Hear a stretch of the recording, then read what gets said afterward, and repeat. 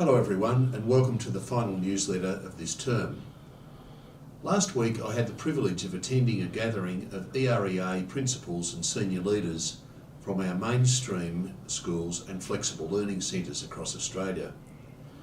Our task for the 2 days together was to consider and refresh the charter for EREA schools.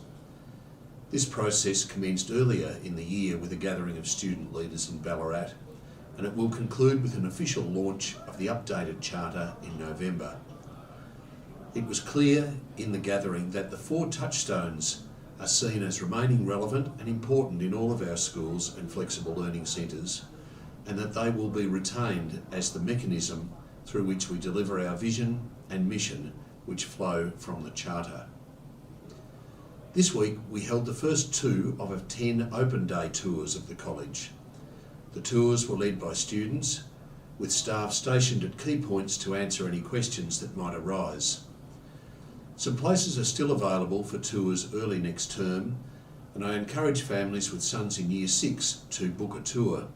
This can be done through our website. The final 2 Year 7 camps have been held this week, and I've been delighted with the way our Year 7 students have settled into life at St Joseph's this term. And of course, the camp has been a great way for them to feel even more a part of this college. It's also been a wonderful opportunity for boys to challenge themselves, form new friendships, or deepen those that already exist. Thank you to those families who booked parent-teacher meetings for next week. As I emphasised in a previous newsletter, strong and consistent communication between family and teacher is an important contributor to excellent educational outcomes for our students. A reminder to anyone interested in joining the College Advisory Board, Finance and Planning Committee, or Governance and Risk Committee that you can contact me on 522 68119 or submit an expression of interest in writing to the email that's on the written version of this newsletter. There have been many terrific events over the course of this term, and I had the privilege last Friday of being involved in the Old Collegians Golf Day. I'm not sure that I set the world on fire with the golf stick because Ted Sargent in Year 12 managed to shoot the lights out with off a handicap of +4, but it was a most enjoyable day nonetheless. Most importantly, that day raised $30,000, which the Old Collegians will put towards providing bursaries for families in need here at the college. I'd like to thank all of those responsible for organising the day, and particularly all of our sponsors, including our major sponsor, Associated Cold Tread Tyres. And finally, we move towards Easter.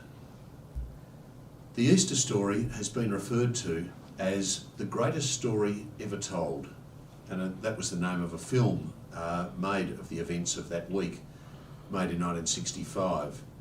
It retold the story of the passion, death and resurrection of Jesus.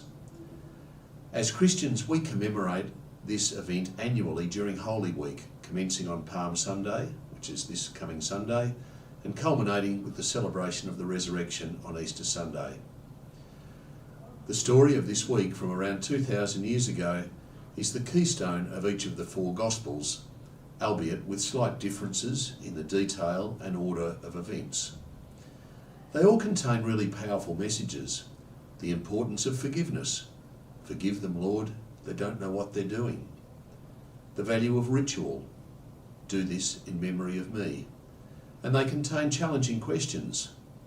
How can a crowd be so fickle as Jesus goes from fated King of the Jews on Palm Sunday to convicted and executed outcast 5 days later?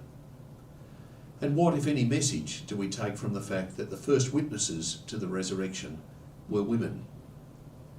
The Easter story is the centre of our faith and may well be the greatest story ever told. Regardless, it's certainly a story that provides us with the opportunity for deep reflection. I hope you and your family have the opportunity to remember, reflect and commemorate this Easter.